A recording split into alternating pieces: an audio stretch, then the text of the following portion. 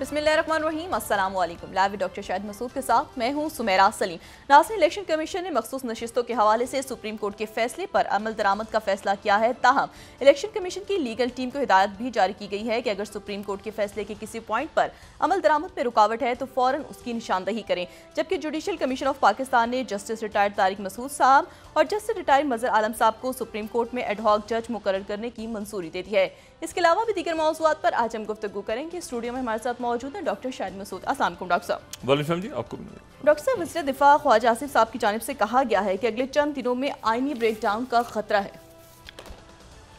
देखिए जी, मुझे तो नहीं पता कि किस तनाजुर में उन्होंने बात की है और ये ब्रेकडाउन तो आईनी उस सूरत में होगा जबकि फ़रीक़ैन चाहेंगे, इसमें जितने भी मुतल्लिका फ़रीक़ैन हैं वो चाहेंगे कि इस वक्त टकराव हो, और अगर वो नहीं चाहेंगे और आइन और कानून के तहत चलेंगे तो मेरा नहीं ख्याल कि कोई आईनी ब्रेकडाउन हो, और होना भी नहीं चाहिए। बात फिर वही दोहरा रहा हूँ, इश्यूज़ 3 हैं। ये आज एक कॉल आई है, ये जो टीटीपी का बंदा है कोई, और वो कह रहा है कि निशाना बनाना है हमने इन इलाकों को, और ये सारा सिक्योरिटी, फिर दोबारा दोहरा रहा हूँ, सिक्योरिटी, इंटरनल एक्सटर्नल थ्रेट्स, और सिक्योरिटी से मुराद एक ब्रॉड स्पेक्ट्रम में सिक्योरिटी, उसमें सोशल अनरेस्ट और ये सारे मामलात और वो भी सब इंक्लूड करें। और ये ग्रे जोन वॉरफेयर का ज़माना है। अब ये नहीं है कि वो टैंकों के ऊपर बैठ के और गोलियां चलाते हुए जो है ना, वो हालांकि वो भी हो रहा है इस वक्त, तो उस तरह की बात आती है मेरे ग्रे जोन वॉरफेयर, जिसमें आप जना पता चला कि यानी अच्छा खासा एक डिफ़िकल्ट मामला, उसमें आपकी इकॉनमी भी आ जाती है। अगर किसी मुल्क की इकॉनमी, ये रशिया के साथ जो हुआ, रशिया और जब यूक्रेन की जंग हुई तो क्या सीखा उससे हमने, उन्होंने इकॉनमी को टारगेट किया ना कि ये ऑयल यहाँ नहीं जाएगा, ऐसे नहीं जाएगा। तो एक जंगों का बहुत बड़ा हथियार है अब इकॉनमी, और ये अभी से नहीं है, हमेशा से है। मतलब पुराने ज़माने के वो पुरानी जंगों में भी इसकी यहाँ से सप्लाई लाइन काट दो, पानी नहीं पहुँचे फ़ौजों को, ये ना हो, आबादी के अंदर उनके खुराक के अंदर जहर मिला दो, ये इसी तरह होता था। तो ये बात ये है सारी कि ये अगर नहीं चाहेंगे तो नहीं होगा, और चाहेंगे तो होगा। इशू वही सिक्योरिटी और इकॉनमी, जिसका जो बिल्कुल अभी देखें कितनी अच्छी बहस चली, ये जो गौहर एजाज साहब ने छेड़ी। अच्छा, ये जो अवैस लगारी साहब हैं जी, आपने देखा ये पॉलिटिकल बात कम करके अपने शोबे से मुतल्लिक की बात कर, अगर आप चाहें ना, इस पूरे अरेंजमेंट जिसमें कहते हैं बड़े अच्छे लोग भी हैं, अरेंजमेंट इसलिए कि उनको कुछ सर पैर नहीं है, इसलिए मैं लफ्ज़ यूज़ करता हूँ। अब देखिए वो भी, उन्होंने भी वो जिस जगह पर आए हैं, मैंने उनको सुना 1-2-3 जगहों पे, तो वो IPPs के हवाले से कंसर्न, यानी प्योर एक ऐसा इशू जो जिसने रिजॉल्व होना है, जो एक मुल्क का इशू है कि भाई आपने आगे पावर सेक्टर और ये सारे का। अब मसला ये है कि ये यहाँ पर जो है वो आइन और कानून के तहत अगर चलें सारे मामलात, तो उसमें कोई ऐसा इशू नहीं है। सुप्रीम कोर्ट अपने फैसले करे। ये जो मामलात हैं, देखें, ये इसका कोई अच्छा मैसेज नहीं जाता दुनिया को, आज की दुनिया बिल्कुल अच्छा मैसेज नहीं जाता, और ये हालात ऐसे हैं भी नहीं कि आप बग़ैर वजह के ऐसे इश्यूज़ को खड़ा करें जिसके नतीजे में अफरा तफरी फैले, और अफरा तफरी फिर हाथ से निकल जाती है। आज देखें बड़ा अच्छा हुआ, ये जो राना सनाउल्लाह साहब और अताउल्लाह तारड़ साहब थे गालिबन उस डेलीगेशन में, जिन्होंने तहरीक लबैक के अमायदीन से बात की, और वो इंतहाई खुश असलूबी से मामला तय पा गया। कोई भी उसमें जो भी कंसर्न्स थे उस पर इसराइल के साथ, और ये तो मतलब है कि वो तो इस वक्त एक जनरल कंसर्न है ना पूरी दुनिया का। लेकिन उसमें बस गुजारिश ये है कि हम गुजारिश कर सकते हैं, और पहले जब खादिम रिजवी साहब हयात थे तो उनसे भी कई दफ़ा गुजारिश है, वो तो सुनते थे और बड़ी शफकत भी फरमाते थे। तो गुजारिश ये की कि ऐसे, और ये उनसे नहीं, ये तमाम जो हमारे देखें मुल्क में महंगाई है, इश्यूज़ हैं, तेजाब, लेकिन उसमें 2-3 बातें जो है ना उसमें बड़ी ज़रूरी है मेरा ख्याल है। एक तो यह है कि जो क्योंकि वो भी हमारी ही तरह के हैं जो वहाँ से गुजर रहे हैं, तो एक तो उनको तकलीफ़ ना हो, और ये जो है ये मतलब ख़ास तौर पे हमारे जो दीन से ताल्लुक़ रखने वाले लोग हैं उनको तो यकीनन इस बात का एहसास है, और काफ़ी हद तक उन्होंने बिल्कुल ठीक यहाँ रखा भी, उसके बावजूद भी ट्रैफिक में खलल पैदा हुआ। तो वो साद रिलीज सबसे दरख्वास्त भी, और इंशाल्लाह मुलाकात होगी जब भी तो उनसे रिक्वेस्ट भी करेंगे कि थोड़ा सा ये हो कि उसके नतीजे में जो है वो खलल ना आए। अच्छा, और ये बाकी लोग भी जब धरना, और ये सिर्फ तहरीक अलबैक की बात नहीं हो, तहरीक अलबैक तो एक बड़ा उनका बहुत डिसिप्लिन उनका वो था, लेकिन उस हट के भी ये ट्रैफिक का खलल या आग लगा दें गाड़ियों को, या ये जो एक है शुरू जो अब नहीं है, शुक्र है मुल्क में नहीं हो रहा, लेकिन ये है कि इससे गुरेज करें। और ऐसी कोई चीज़ जहाँ पे सरकारी इमलाक को आग लगा के बड़ा होता है, अक्सर हो जाता है ना, यहाँ पे कोई मुजाहरे हो रहे हैं, ये हो रहा है वो हो रहा है,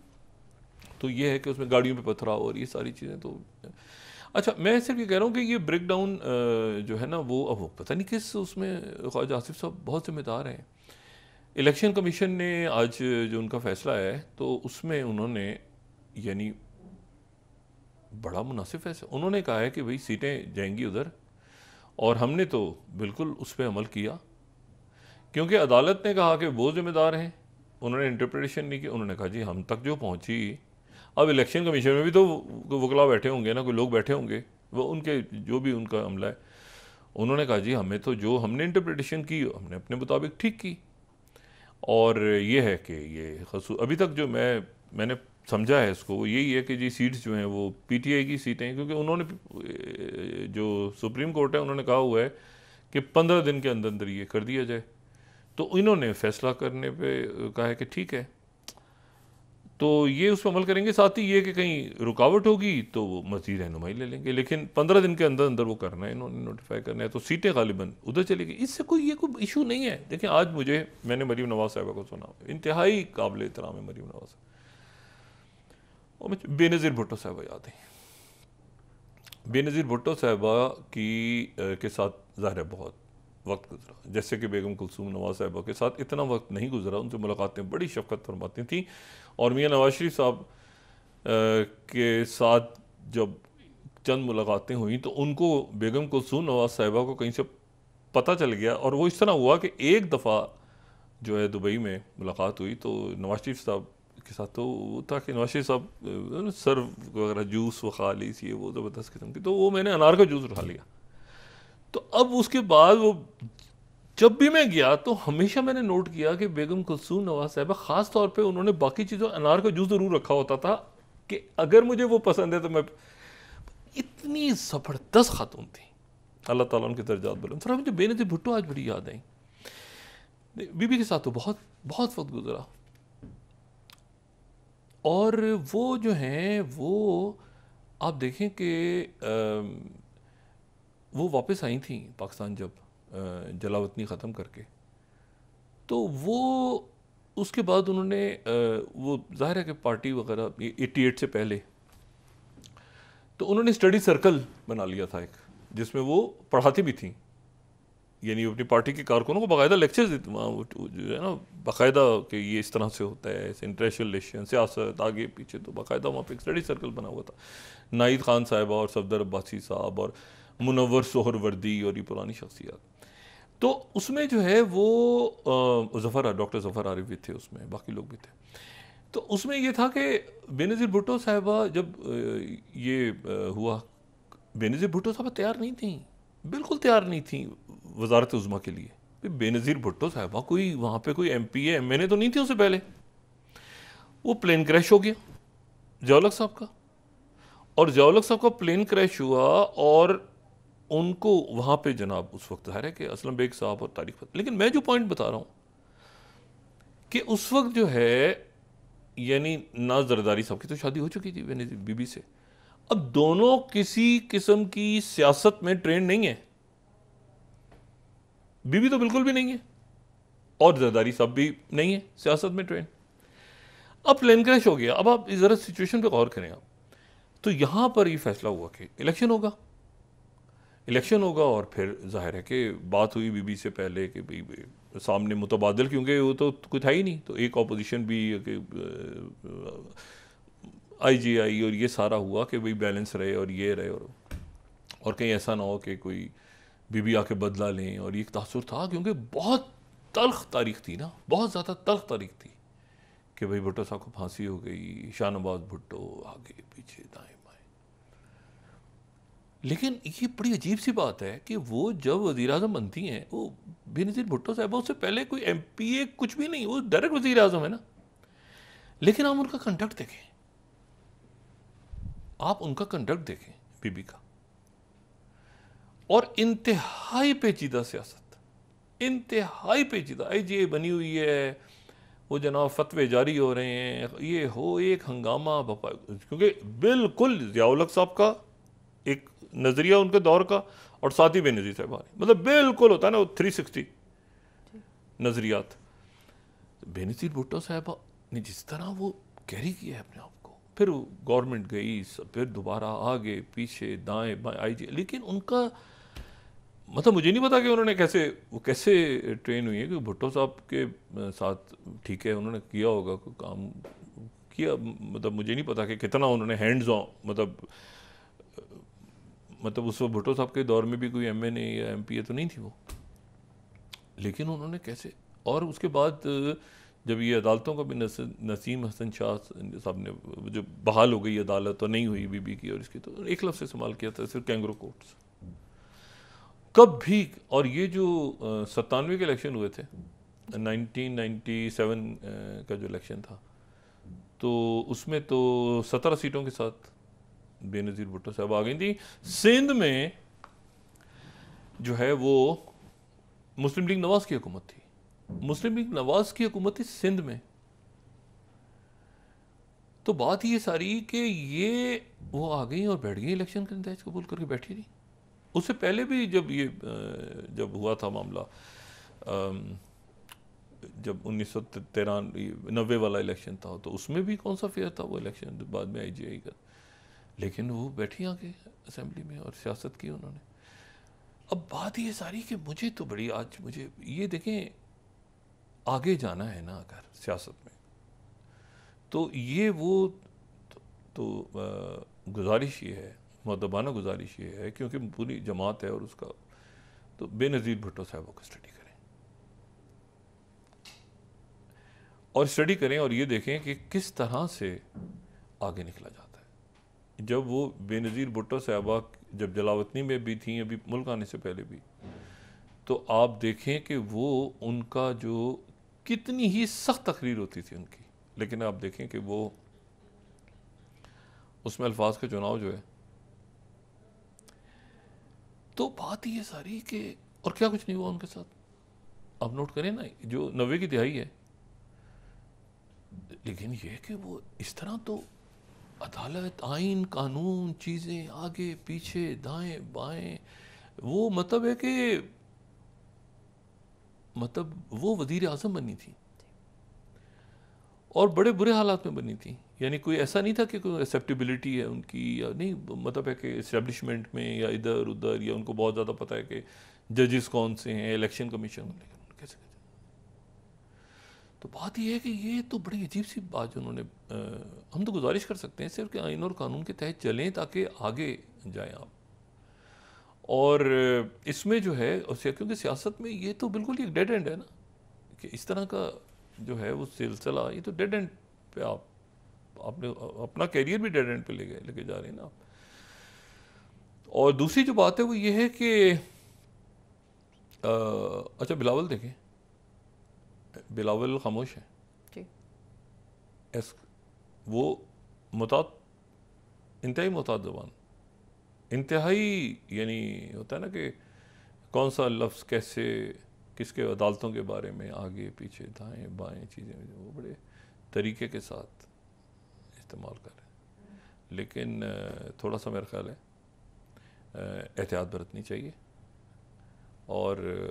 हमारे लिए काबिल एहतराम है। लेकिन ये है कि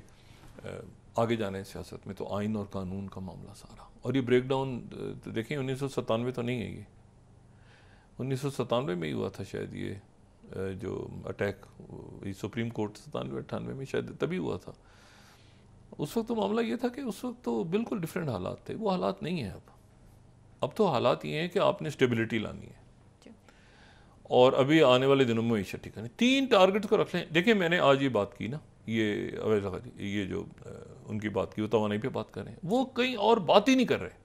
उधर गौरीजा साहब ने इशू उठाया, जवाब दे रहे हैं। मतलब कैसा आपको हो रहा है कि अच्छा जी आपके मुल्क में ये प्रॉब्लम्स हैं, आपके मुल्क में ये इश्यूज़ हैं, आपके मुल्क में इसी तरह से आप कोई और इशू उठा लें। आप देखेंगे लोगों के मसले जो हैं, लोगों के प्रॉब्लम्स बहुत हैं इस वक्त। लोगों का ये मसला है कि उसकी सीट ये है तो उसकी जो खुदा की, तो हंगर गेम चलते रहते हैं 70-75 सालों से, फिर आ जाएंगे, नहीं आएंगे तो क्या हो गया। तो जिस दिन मैंने बड़ा खूबसूरत जुमला एक सुना चंद रोज पहले कि जिस दिन आपको एहसास हो जाए, इंसान को एहसास हो जाए कि उसका ये वो अरूज पे पहुंच गया, बड़ा खूबसूरत जुमला, जिस दिन इंसान को एहसास हो जाए कि वो अरूज पे पहुंच गया, वो उसके जवाल का पहला दिन होता है। उसके बाद उसका डाउनफॉल होता है। वो अगर यहां से यहां उठा है और उसने कहा ओह मैं तो छा गया हूं, तो इसके बाद नीचे, यहां एहसास हुआ तो यहां से नीचे, जिस लम्हे उसको फील हुआ ना कि मैं ये मेरा अरूज है, उसका डाउनफॉल का वो आगाज है। और ये एक ओवरऑल हर इंसान के बारे में यही है। आप बिजनेस में हों, आप अपनी जिंदगियों में सोचते जहां तकब्बुर आ जा, बस मैं वो, ये कानून कुदरत है। तो अल्लाह की ज़मीन पे एहतियात से चलो। तो इसमें बात सारी ये है कि इसमें कोई उन्होंने अपना पॉइंट्स रेज किए हैं, इलेक्शन कमीशन ने, वो उधर से जवाब देंगे। जज साहिबान आते हैं, वो एक जनरल वही बात थी कि शायद ये जज साहिबान जो है इसलिए आ रहे हैं कि जी वो बैलेंस हो जाए। मैं तो इस बात में, हमारे तो काबिल एहतराम है, और ये अदालतों को भी ज़रा थोड़ा सा, हमारी अदलिया भी जो है ना,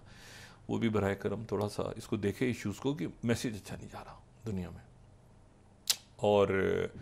लेकिन यह है कि ये कॉन्स्टिट्यूशनल ब्रेकडाउन तो नहीं है। इसमें बैठ के अफ्रीकैन अगर सारी बात कर लें तो इसमें क्या इशू है, इमरजेंसी लगेगी या कॉन्स्टिट्यूशनल ब्रेकडाउन, कैसे यार एक गवर्नमेंट, किसी की गवर्नमेंट चली जाए तो कॉन्स्टिट्यूशनल ब्रेकडाउन हो जाएगा, उसके नीचे क्या, कुछ भी नहीं होगा। अगले इलेक्शन हो जाएगा, ज़िमनी इलेक्शन हो जाएगा, आगे दूसरे आ जाएंगे मामला सारे। लेकिन आइन और कानून के तहत जो है वो मतलब है कि मतलब इन्होंने भी कोई ऐसी बात तो नहीं की, मतलब एक तरह से कोई तौहीन वाली बात तो नहीं की, ज़मीर की जुमला ऐसी ही। लेकिन बहरहाल अगर मैंने कहा कि अगर एहतियात करें तो बेहतर है, और तसादुम ना लें अदालतों से या किसी भी अदारे से, और कोई भी ना ले, कोई भी ना ले, कोई मीन्स कोई। ये तहरीक इंसाफ के दोस्तों से भी गुजारिश है, सब दो कदम पीछे हटें, मुल्क सबका है, और इसको तरीके के साथ। अच्छा वो वैसे कानून में, वो अदालत में ही जा रहे हैं, वो तो अदालतों में जा रहे हैं इस वक्त, वो तो अदालतों में ही जा रहे हैं। मतलब वो इस वक्त कोई, वो तो इधर मैंने देखा कल वो मुजाहरा करते हुए गए हैं, पार्लियामेंट से आगे पीछे दाएं बाएं, उनकी गिरफ्तारियां हो जाती हैं इधर उधर। तो मतलब वो बेल्स करवा रहे हैं अपनी जमातें। तो ऐसा तो कोई इस वक्त कोई ऐसा हिजान नहीं है मुल्क में। हाँ ये माशी हालात जो हैं और बाकी, देखिए अचानक कैसे एरप्ट होती हैं चीज़ें। ये बांग्लादेश में कुछ 150 लोग की डेथ हो गई। हसीना वाजिद साहिबा ने बैठे बैठे वो रजाकार करके उन्होंने अपनी तरफ बड़ा तीर मारा, वो 50 लोग वहाँ पे टीवी स्टेशनों को आग लगा दी है स्टूडेंट्स ने। वो इंग्लैंड में जो झगड़े हो रहे हैं वो मशरक़ी लंदन में, वो भी उसका फॉलो आउट है, वहाँ पे लड़ाइयाँ शुरू हो गई बैठे बैठे। ये नहीं होता है ना एक लफ्ज़ ऐसा, और वो अब उसको स्टूडेंट्स ने जनाब यूनिवर्सिटियों को आग, टीवी स्टेशनों को आग, इधर ये एक हंगामा बपा है। वो जनाब मिलिट्री आ गई है उनकी हिफाजत के लिए, चारों तरफ से उन्होंने पुलिस को निकाल दी है कि जनाब पुलिस ही पता चला हसीना वाजिद साहबा को। मतलब क्या, जब अफरा तफरी फैलानी हो ना, ये हसीना वाजिद काफ़ी हैं अपना सत्यानाश करने के लिए। अच्छा वो 50 के करीब वहाँ लोग। दूसरा जो है ये ब्रेकडाउन से एक और बात करें, फिर उसके बाद हम दूसरी इश्यूज़ पे आते हैं। ब्रेकडाउन सुबह से जनाब इंटरनेट नहीं चल रहा, पाकिस्तान में इंटरनेट नहीं चल रहा। अब एक अफवाहें फैल रही हैं, अफवाहें तो फिर फैलती हैं, तो पूरी पाकिस्तान में नहीं पूरी दुनिया में फैली। अच्छा ये अफवाहें पूरी दुनिया में फैली, और इसमें जो इशू है बहुत बड़ा, वो इशू ये है कि ये अफवाहें फैली शुरू हो गई कि क्या हो गया जी, क्या हो गया, क्या हो गया। अब वो पता चला कि इसमें जो है ये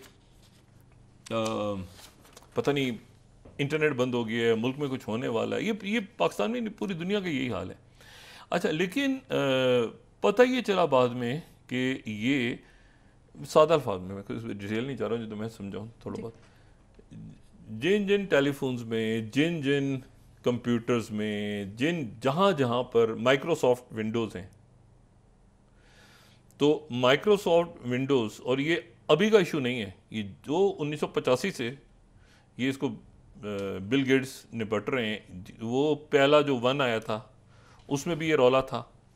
और अभी भी इसमें ये एक बहुत बड़ा रौला है। ये जो क्राउड स्ट्राइक है उसका एक विंडोज़ के अंदर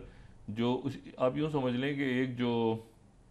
इनका सॉफ्टवेयर जो डेड एंड, मतलब इस तरह से है, जो मैं इसको समझाता हूँ, ये साइबर अटैक नहीं है, ये है कि जो साइबर सिक्योरिटी फर्म है क्राउड स्ट्राइक, जो कि माइक्रोसॉफ्ट, जिसका एक सॉफ्टवेयर फैल्कन माइक्रोसॉफ्ट के क्लाउड के अंदर जो सारा उनका है खाता उसको देखता है, उसके अंदर जो है एक स्टेम आगे से निकल के वो क्रॉस करके और वो डिवाइसेस तक पहुंच गया दुनिया भर में। स्टार्ट हुआ ऑस्ट्रेलिया से, वो फैलते फैलते फैलते फैलते तो ब्लू स्क्रीन्स में हर जगह पे ब्लू स्क्रीन, और उसमें जो फिर उनका ये स्टेटमेंट, अच्छा क्राउड स्ट्राइक जो है ये बहुत बड़ी अमेरिकन फर्म है, ये उनका स्टेटमेंट आया है, ये मैं देख रहा था, ये वेलकम कंटेंट, ये 14वीं स्लाइड अगर देखें, ये उन्होंने कहा है कि जी वो अपडेट कर रहे थे और उसके नतीजे में जो है ये उनका वो बता रहे हैं कि भाई ये विंडोज़ जहाँ जहाँ पर विंडोज़ हैं, अच्छा इलॉन मस्क हंस रहे हैं क्योंकि ये माइक्रोसॉफ्ट का मसला है ना, माइक्रोसॉफ्ट और आगे पीछे दाएं बाएं, और देखें ओपन एआई, माइक्रोसॉफ्ट, ये बड़े जाइंट्स हैं। अब पूरी दुनिया में जहाँ जहाँ पर ये मौजूद हैं, तो वहाँ पर यानी हर टेलीफोन, हर दूसरे फ़ोन पे तो माइक्रोसॉफ्ट विंडोज़ हैं, तो माइक्रोसॉफ्ट विंडोज़ जो जहाँ जहाँ है वहाँ वो बता रहे हैं कि जी फैल्कन जो है वो मुतासिर हुआ है और ठीक हो गया। और पहले तो लोगों ने कहा साइबर अटैक हो गया कि माइक्रोसॉफ्ट विंडोज़ के ऊपर तो अल्लाह हाफिज़ है, मतलब फिर तो पूरी दुनिया ही पता नहीं कहाँ चलेगी। अच्छा उधर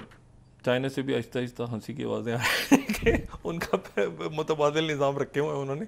उनके वो जो लोकल उनके चैट है वहाँ पे खूब अंदर ही अंदर चल रहा है कि अच्छा जी देखें ये, अच्छा ये मतलब, अच्छा ये जो क्राउड स्ट्राइक है उसने पता नहीं 12.5 बिलियन उसके वो वाइप आउट हो गया मार्केट से। ये प्रेसिडेंट बाइडेन, क्योंकि ये अमेरिकन गवर्नमेंट को प्रोवाइड करते हैं ना,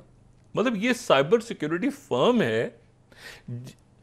यानी माइक्रोसॉफ्ट में साइबर अटैक नहीं हुआ, साइबर सिक्योरिटी फर्म के अपने कंपोनेंट के अंदर एक गड़बड़ हो गई, यानी आप अंदाजा लगाएंगे उनका जो कंपोनेंट है फैल्कन, जो साइबर सिक्योरिटी फर्म है, वो धबड़धूज हो गई जिसके काम है सिक्योर करना। उसके नतीजे में माइक्रोसॉफ्ट बेचारा जो है, मतलब उसका ना लेना ना देना, उसने क्राउड स्ट्राइक को दिया, वो क्राउड स्ट्राइक ने उसके डिवाइस को, अब वो जो है वो अपने क्लाउड सिस्टम जो उनके हैं उसको देख रहे हैं, वही चेक वेक कर रहे हैं कि ये क्या मामला है। तो ये अब लेकिन वो कंपनी जो है ये बड़ी बड़ी मतलब फर्म्स में से एक है क्राउड स्ट्राइक। वो क्राउड स्ट्राइक वो जनाब स्काई न्यूज़ सुबह चल रहा था, उनका ब्रेकफास्ट शो जा रहा है, वो बंद हो गया, उसकी रिकॉर्डिंग शुरू हो गई, जहाज़ खड़े हो गए, डेल्टा है ले आगे पीछे, बैंक्स बंद, पता नहीं कितना क्या रौला पड़ा हुआ पूरी दुनिया में। इससे आपको ये अंदाज़ होता है आप कितना डिपेंडेंट हैं टेक्नोलॉजी पे। और अगर आपके पास पैरेलल सिस्टम्स नहीं है, पाकिस्तान में सिर्फ जो है वो पहले तो एयरपोर्ट से आई इतला कि जी वहाँ पर पीआईई की तरफ से आई कि कोई बड़ा हमारे यहाँ पर एसएच कोई फ़्लाइट्स वगैरह ऊपर नीचे नहीं हुई, कोई बड़े ऑपरेशंस मुतासर नहीं हुए। लोग जो हैं उनके इंटरनेट आहिस्ता चल रहे हैं सुबह से, वही समझ रहे हैं कि शायद हमारी पता नहीं इंटरनेट का मसला नहीं है, आपके फ़ोनों में अगर विंडोज़ नहीं है तो आपका फ़ोन सही चल रहा होगा। देखिए अब लेकिन अब मसला है कि विंडोज़ के बगैर, विंडोज़ तो हर स्मार्टफोन में भी लोगों के पास है और डिवाइसेस में भी है, तो विंडोज़ के तो रौला विंडोज़ में पड़ा हुआ है, तो माइक्रोसॉफ्ट वाले उसके ऊपर जो है वो, बहरहाल ये उम्मीद है कि ये ठीक हो जाएगा। तो ये भी एक ब्रेक डाउन है, लेकिन ये कॉन्स्टिट्यूशनल ब्रेक डाउन है, ये टेक्नोलॉजी का ब्रेक डाउन है, बहुत ही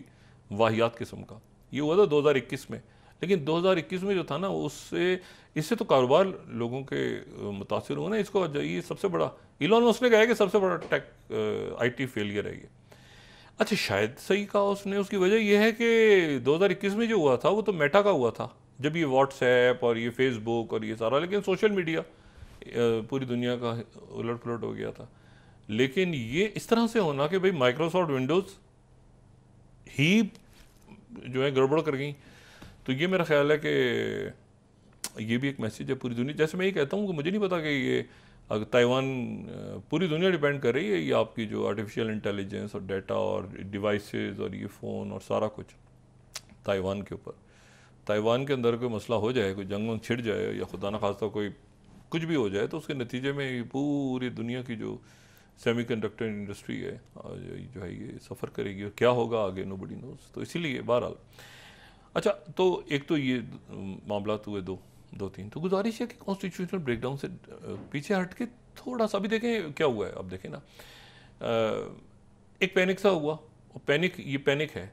पैनिक से पीछे हट जाएं। ये पैनिक था, बागी करार दे दिया और पाबंदी लग गई। उसके ऊपर अभी शहबाज शरीफ साहब की मुलाकात हुई है,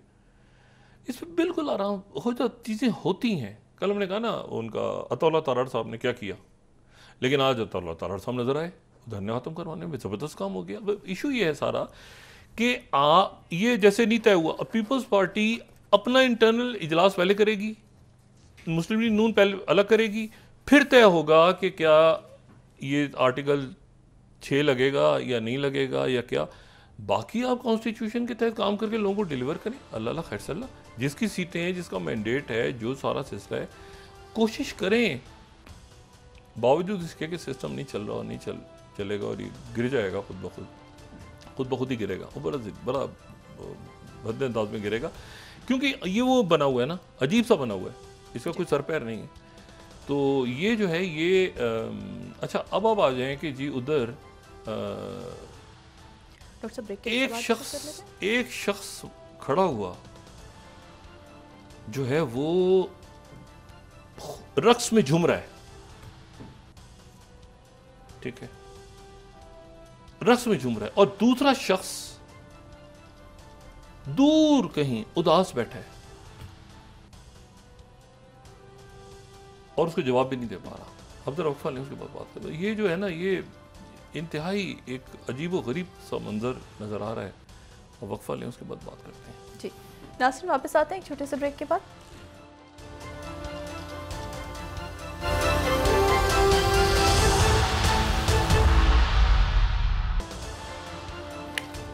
वेलकम बैक नाज़रीन। डॉक्टर साहब, वज़ीर-ए-आज़म शहबाज शरीफ साहब की जानिब से इत्तेहादी जमातों के साथ मुशावरत का भी आगाज़ कर दिया गया है। मुशावरत का आगाज़ हुआ है, पार्टियां भी अपने अंदर मुशावरत करेंगी। मेरे ख्याल से कोई इसके ऊपर फाइनल कंसेंसस नहीं हुआ। थोड़ा सा सूरत हाल ऐसी है कि इसको बचाना चाहिए, तसादुम से हम मुतामिल नहीं हो सकते। और ये जो बंदा, एक तो कॉल जो हुई है और एक गिरफ्तारी भी हुई है, वो उसका कोई लिंक अलकायदा से निकल रहा है बंदे का। और ये जो ओमान वाला में जो एक दहशतगर्दी का वाक़या पेश आया है, वहाँ के हुकाम का भी ये कहना है कि उसमें कहीं अलकायदा यहाँ पे मौजूद है, अभी तक के इस रीजन में मौजूद है। वो मुख्तलिफ नामों से ज़ाहिर है, कभी दाइश, कभी अलकायदा, कभी और सारी। और ये जो है, तो ये बड़ी एक मेरे ख्याल से तशवीशनाक बात है कि सिक्योरिटी, और मैंने आपसे कहा ना कि पाकिस्तान के अंदर ही वहाँ से भी खबरें आ रही हैं कि भाई ये जो है, ये दोबारा जो मामला जो हैं, ये उस तरह की तंजीमें दोबारा जो हैं वो जन्म ले रही हैं। अच्छा, इसमें जो है, अच्छा ये है blue screen of death, BSOD, यानी इसमें जो ये जो है ना, ये ब्लू हो जाता है पूरा। और ये आप समझें कि कंप्यूटर जो है, ये विंडोज़, बड़ा इंटरेस्टिंग है ये पूरा कंसेप्ट ना, कि वो मतलब साइबर अटैक नहीं हुआ, लेकिन ये है कि उन्होंने अपडेट करने के लिए कि ये अपडेट करेंगे, तो उन्होंने अपडेट करने के लिए आगे भेजा सारा सिलसिला, तो पता चला कि वो करप्ट था। अच्छा, कंप्यूटर भी करप्ट हो जाते हैं ना, ये करप्शन कंप्यूटर में भी है कि वो करप्ट चली गई आगे अपडेट, और वो सारे कंप्यूटर इफेक्ट हो गए। दूसरा जो बात में कह रहे थे ना, एक आदमी खुश, एक आदमी उदास। आप देखें कि ये तस्वुर कोई नहीं कर सकता था चंद रोज़ पहले तक, जो आखिरी दिन था कन्वेंशन का रिपब्लिकन्स का, तो उसमें डोनाल्ड ट्रंप आए और 91 मिनट तक उन्होंने खिताब किया। शुरू में तो बहुत उन्होंने, जो खिताब का शुरू का उनका हिस्सा है, वो तो बड़ा उसमें जो है वो एक आप समझें कि एक बहुत ही जज्बाती सा, उसमें जिस शख्स ने उनको जान दी थी, एक फायर फाइटर ने, उसका दरमियान में जो फायरिंग के दौरान उसके उन्होंने हेलमेट को बोसा दिया, उसके यूनिफॉर्म को बोसा दिया, और बड़ा उन्होंने इमोशनल सी उन्होंने बात की पूरी। और लेकिन उसके बाद फिर ये हुआ कि उसके बाद फिर उन्होंने खूब लताड़ा, उन्होंने लताड़ा खूब अच्छी तरह से, एक तो नैन्सी पेलोसी को, फिर उन्होंने अच्छा पूरी तकरीब 91 मिनट की तकरीबन एक दफ़ा बाइडेन का नाम लिया। उन्होंने कहा 10 अमरीकी बदतरीन सदूर की लिस्ट बनाओ, worst presidents in the history of America, और वो 10 जो बदतरीन सदर हैं उन्होंने एक साथ इतना नुकसान नहीं पहुंचाया जितना बाइडेन पहुंचा गया। अच्छा अब आप ये देखें कि अच्छा इनको फिर जो इनके साथ साथ एक शख्स आया, वो भी उनकी एज भी 70 है, उसने अपनी कमीज फाड़ दी स्टेज पे, कमीज फाड़ दी, वो हल्क होगन। अच्छा जो लोग ये WWF जो है, ये वर्ल्ड वाइड रेसलिंग फेडरेशन, और अब ये WWE है, ये एक इंटरटेनमेंट कंपनी है बुनियादी तौर पे, मतलब रेसलर्स इसमें आते रहे हैं, लेकिन ये एक कंपनी, प्राइवेट कंपनी एक है, वो 50 की दहाई से चल रही है, 80s में ये बड़ी पॉपुलर है, बड़ा इसके, और उसमें हल होगन उसके जो मेन जो, अभी इनकी 70-71 एज है, फिर ये मूवीज़ में चले गए, फिर उन्हें गेम, मतलब अच्छा बड़ा दुनिया भर में जाना पहचान। तो ये स्टेज पे आया, उन्होंने कहा ट्रम्प का खूब करके, और ये साथ आ रहे थे, और उनके बाद उन्होंने शर्ट अपनी फाड़ी, तो नीचे जो शर्ट थी उस पर ट्रम्प लिखा हुआ था। तो ये स्टेज के ऊपर पूरा जो है ना एक ज़बरदस्त किस्म का ना फाइट, वो क्राउड चार्ज है पूरा, ज़बरदस्त पूरा उसको। लेकिन जो यहाँ से दूर जो डिप्रेशन में, आइसोलेशन में शख्स बैठा है, उसका नाम है बाइडेन, प्रेसिडेंट बाइडेन। अच्छा अब आप ये ज़रा तसव्वुर करें कि प्रेसिडेंट बाइडेन जो हैं वो कभी उन्होंने अपनी मतलब है कि अब ओबामा भी उनके अगेंस्ट चले गए हैं, शायद वो भी बात कह रहे हैं कि जी जितना बड़ा मुश्किल है, मगर कभी किसी ने सोचा होगा 19 यानी अगर अमेरिका के अंदर चंद बेहतरीन आपको आज के दौर में नज़र आते हैं ऐसे लोग जिनकी ज़बरदस्त पॉलिटिकल, लंबी पॉलिटिकल इनिंग्स हैं, तो उनमें से कि बाइडेन है। 1972 से इनका कैरियर शुरू होता है, जब मैंने उस दिन भी बात की थी, इनकी अहलिया की डेथ हुई, और 1972 से इनका कैरियर शुरू होता है, और फिर उसके बाद ये कम उम्र, बहुत ही उस ज़माने की आप पिक्चर्स देखें तो बहुत यंग, ये जिमी कार्टर के साथ खड़े हुए हैं, और जनाब सेनेट, फिर उसके बाद जनाब ये जो हैं ये 78 में, 84 में, 90 में, 96 में, 2002 में, यानी अब आप देखें कि ये कब से, यानी मैं आपसे बात कर रहा हूँ कि 1972, यानी आप सोचें ये जो 71 वॉर 70, यानी वो दौर है, वहाँ से ही सेनेट में आ रहे हैं, और फॉरेन रिलेशंस कमेटी में 70, ठीक है, ये पूरी अफगान, पहली अफगान वॉर, अब दुनिया देखें क्या थी, 80 90 की तिहाई फॉरेन रिलेशंस कमेटी, और फिर उसके बाद ये 1998 में इन्होंने कोशिश की थी सदारती इंतखाबात में आने की, लेकिन नॉमिनेशन नहीं हो पाई थी। फिर उसके बाद सन 2000, फिर उसके बाद उन्होंने कोशिश की आने की, लेकिन ये कि सामने ओबामा और वो थे 2008 में, हिलरी तो नई बात बनी, तो फिर ओबामा ने खामोशी से कहा कि तुम मेरे वाइस बन जाओ, तो ये वाइस आ गए उनके साथ, और फिर वाइस प्रेसिडेंट रहे, ठीक है ना, मतलब क्या, और फिर उसके बाद प्रेसिडेंट बने। तो एक इतनी लंबी इनिंग्स करके करते करते करते आप देखें कि कैसे जाके इस वक्त जो है वो उन्होंने कभी सोचा नहीं होगा। एक होता है ना कि प्रेसिडेंट्स गए और आराम से प्रेस कर रहे हैं, ओबामा बैठे हैं कहीं, बुश बैठे हैं, जिमी कार्टर, ये वो पुराने प्रेसिडेंट, ये अजीब सा हुआ है मामला प्रेसिडेंट बाइडेन के साथ कि उन्होंने एक तो या तो पहले वो विड्रॉ कर लेते, नहीं उन्होंने कहा मैं तो ये करूँगा, आखिर में जाके कोविड हुआ, ये हो गया, वो हो गया, अभी तक डेमोक्रेट्स के अंदर कैमला हैरिस होंगी, कौन होगा, वो फटा चल रहा है।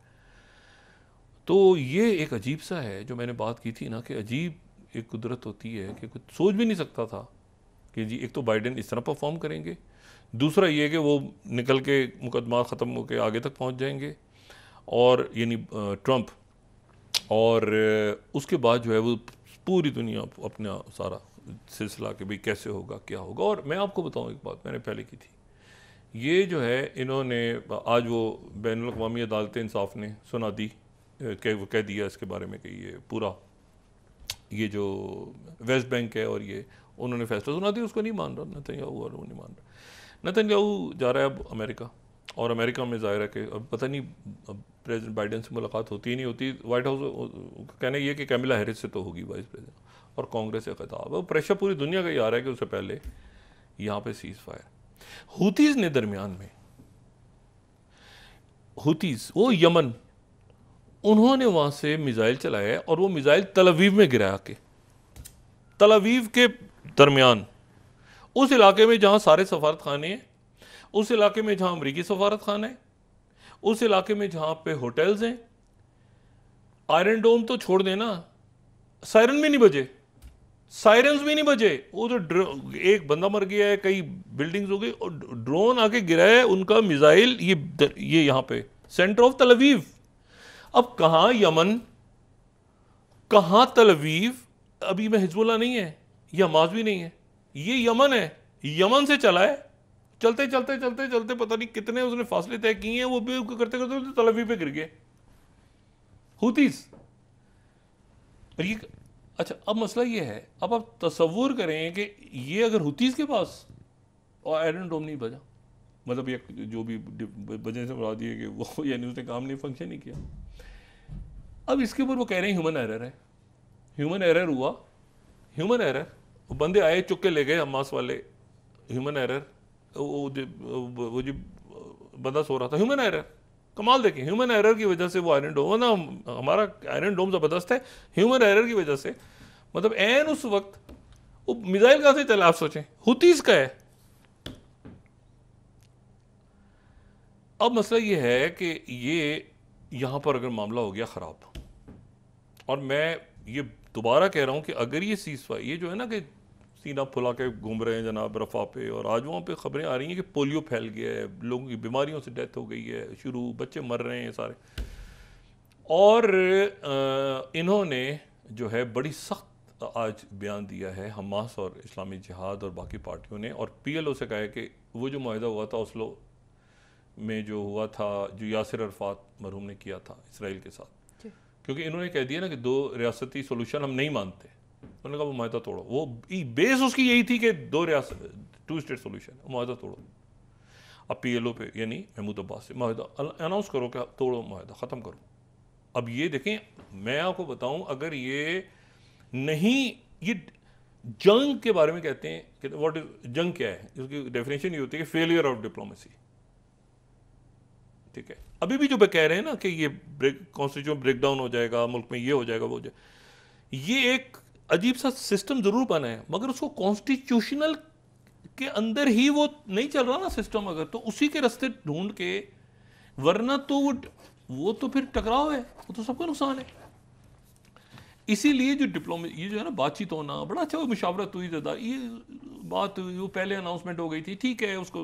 लहजा नरम करके आराम से चल के तरीके से मुल्क को चलाएं, क्योंकि लोगों में इतना हिजान जो भपा हो रहा है, अब उसमें जो, और सब उसको सुकून से लेके चलें। उसकी वजह यह है कि मैंने आपको कहा ना कि अचानक बैठे बैठे वो उधर हसीना बाजी को निकल गया मामला। लोग हैं दुनिया में इस वक्त अजीबोगरीब, और आप इस वक्त माशी तौर पे, और ये टेररिज्म, ये जो इशू है, ये बड़ा सीरियस इशू है कि यहाँ पे प्लानिंग्स हो रही हैं, पता नहीं आगे वो देख रहे हैं कि यार रियासत के अंदर तो इनके इशूज़ ही कुछ और चल रहे हैं, तो ये तो बेहतरीन टाइम होता है ऐसे जो नॉन स्टेट प्लेयर्स होते हैं,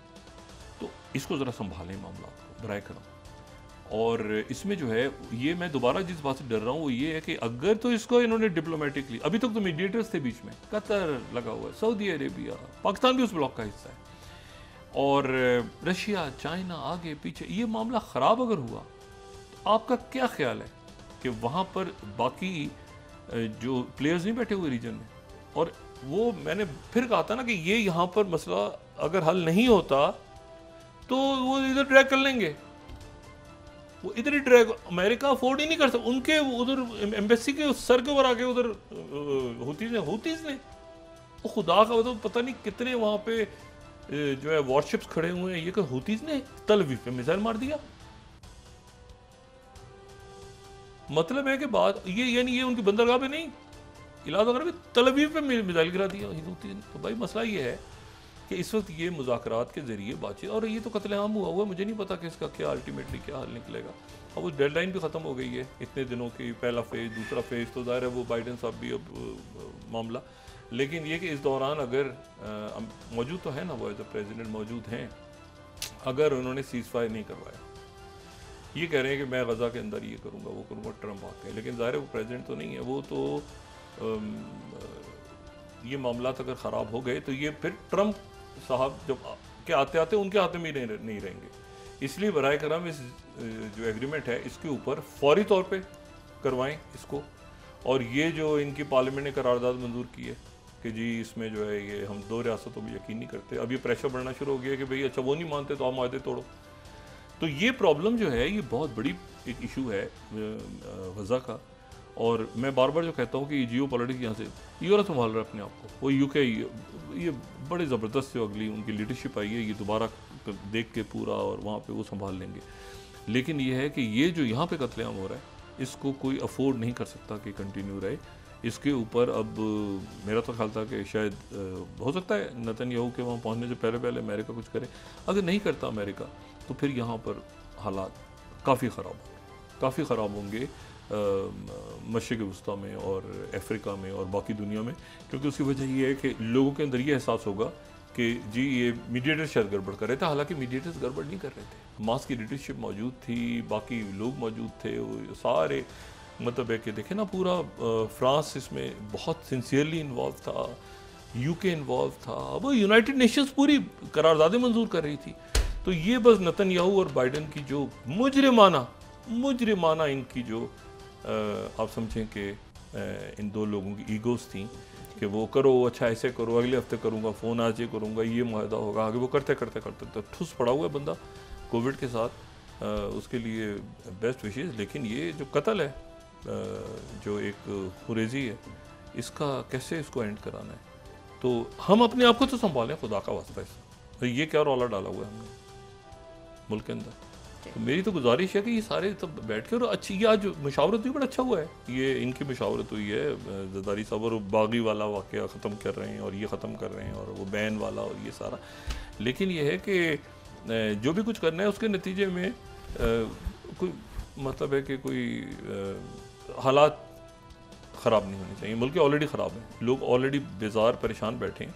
तो मेरा ख्याल है कि इसको ज़रा थोड़ा ठंडा करके और आगे चलें। और पीटीआई के लोग, तहरीक इंसाफ के लोगों का तो वैसे ही जो उनके साथ हो रहा है इतने अरसे से, अब वो अगर अदालतों में जाते हैं तो मसला, अदालतों में नहीं जाते तो मसला, थाने जाते हैं तो मसला, तो भाई आप ज़रा थोड़ा सा उनको स्पेस दें ना दरमियान में, तो आप कैसे स्टेबल होगा सारा मामला मुल्क का। तो इसको ज़रा सब अपना बैठ के सुकून के साथ आगे चलें मेरा ख्याल है। और तो कोई कॉन्स्टिट्यूशन मेल्ट डाउन नहीं होगा, कॉन्स्टिट्यूशन वैसे ही मेल्ट हुआ पड़ा है। इतनी गर्मी नहीं देख रहे आप पाकिस्तान में, हीट गर्मियों का क्या हाल है, इंसान पिघल गए तो कॉन्स्टिट्यूशनल मेल्ट डाउन नहीं होगा। जी बहुत शुक्रिया डॉक्टर साहब। नाज़रीन, इसके साथ ही आज का प्रोग्राम अपने इख्तिताम को पहुंचा। मुझे सुमेरा सलीम को इजाज़त दीजिए, अल्लाह ने के बाद। जी डॉक्टर साहब, अपने दोस्तों रिश्तेदारों को दोनों वक्त के लोगों का सब ख्याल रखिएगा। अल्लाह हाफिज़।